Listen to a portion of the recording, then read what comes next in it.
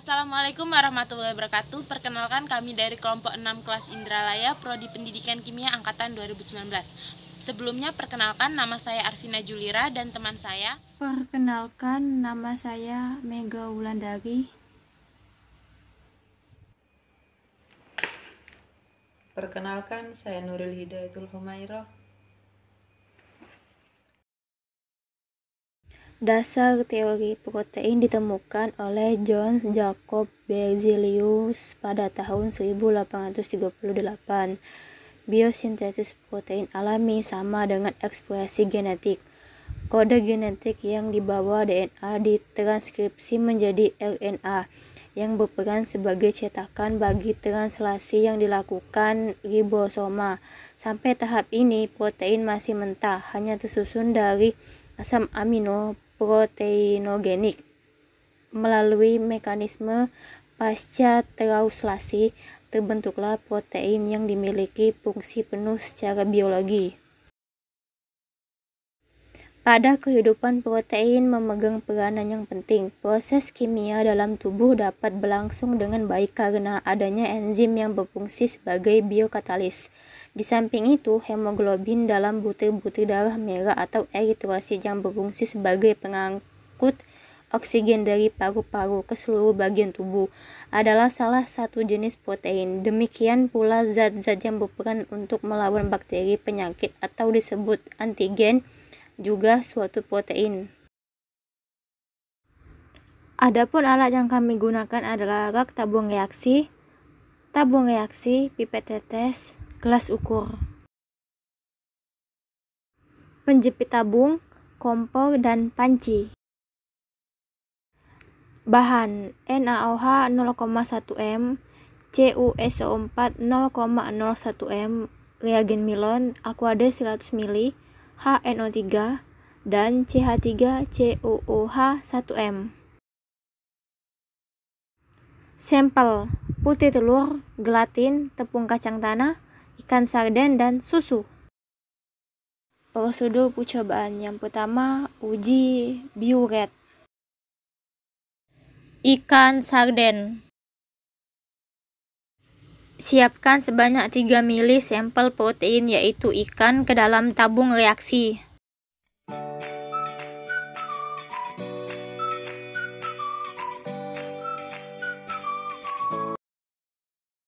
Tambahkan 1 ml larutan NaOH kemudian aduk atau kocok.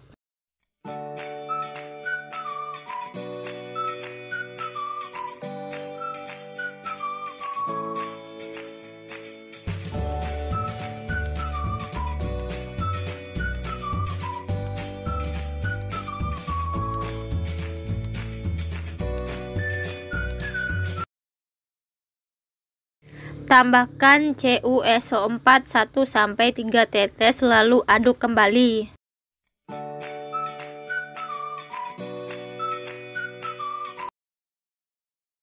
Lihat perubahan warna yang terjadi pada sampel. Susu. Siapkan sebanyak 3 ml sampel protein yaitu susu ke dalam tabung reaksi.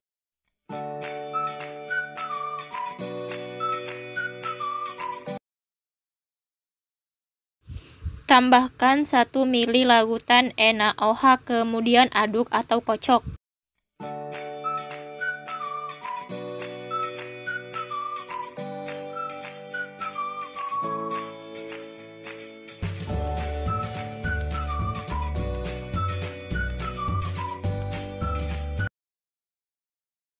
Tambahkan CuSO4 1-3 tetes lalu aduk kembali.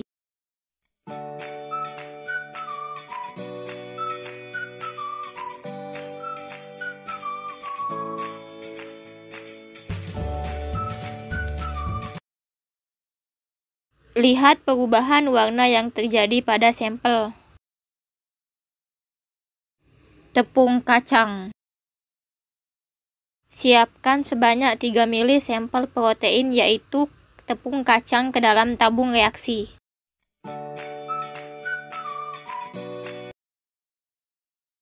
Tambahkan 1 ml larutan NaOH kemudian aduk atau kocok.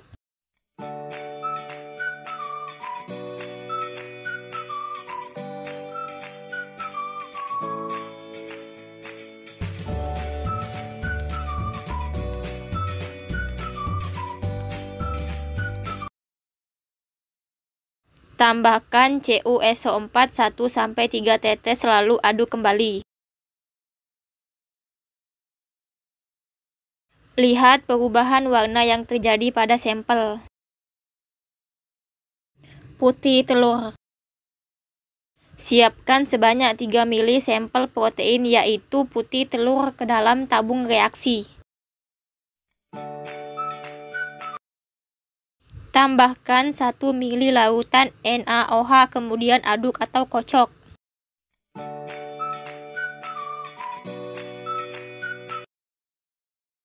Tambahkan CuSO4 1-3 tetes lalu aduk kembali.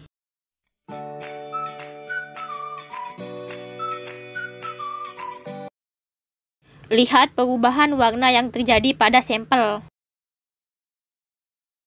Yang kedua yaitu uji Santo protein. Gelatin. Siapkan 0,5 ml sampel protein yaitu gelatin ke dalam tabung reaksi.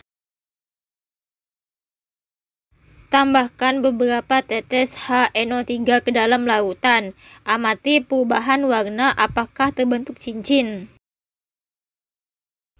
Tambahkan NaOH agar larutan semakin basah. Susu. Siapkan 0,5 ml sampel protein yaitu susu ke dalam tabung reaksi. Tambahkan beberapa tetes HNO3 ke dalam larutan. Amati perubahan warna apakah terbentuk cincin. Tambahkan NaOH agar larutan semakin basah. Putih telur. Siapkan 0,5 ml sampel protein yaitu putih telur ke dalam tabung reaksi. Tambahkan beberapa tetes HNO3 ke dalam larutan. Amati perubahan warna apakah terbentuk cincin. Tambahkan NaOH agar larutan semakin basah. Uji yang ketiga adalah uji koagulasi. Ikan sarden. Siapkan 5 ml sampel protein yaitu ikan ke dalam tabung reaksi. Tambahkan 2 tetes CH3COOH ke dalam sampel. Panaskan campuran larutan selama 5 menit.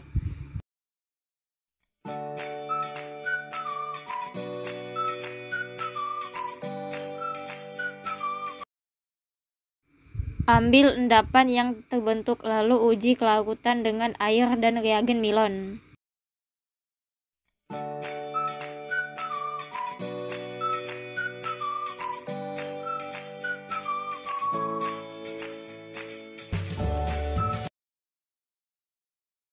Susu.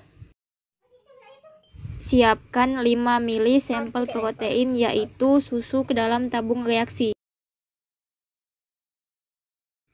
Tambahkan 2 tetes CH3COOH ke dalam sampel. Panaskan campuran larutan selama 5 menit.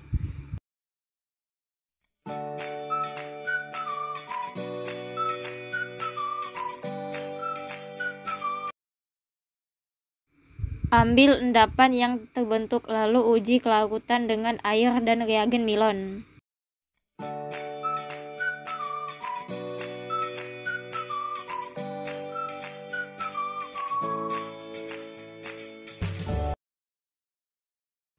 Gelatin.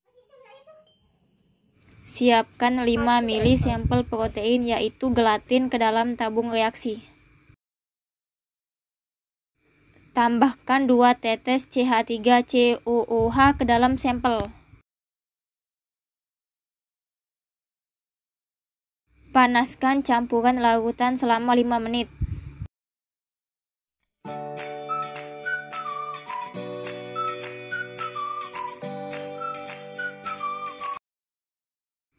Ambil endapan yang terbentuk lalu uji kelarutan dengan air dan reagen Milon.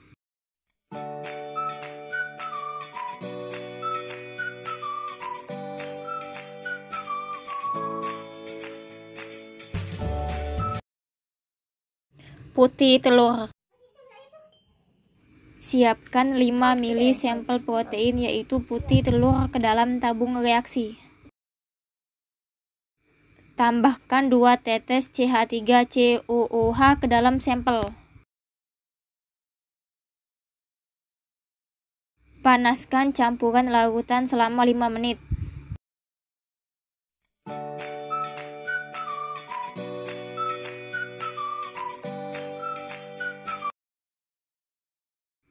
Ambil endapan yang terbentuk lalu uji kelarutan dengan air dan reagen Milon.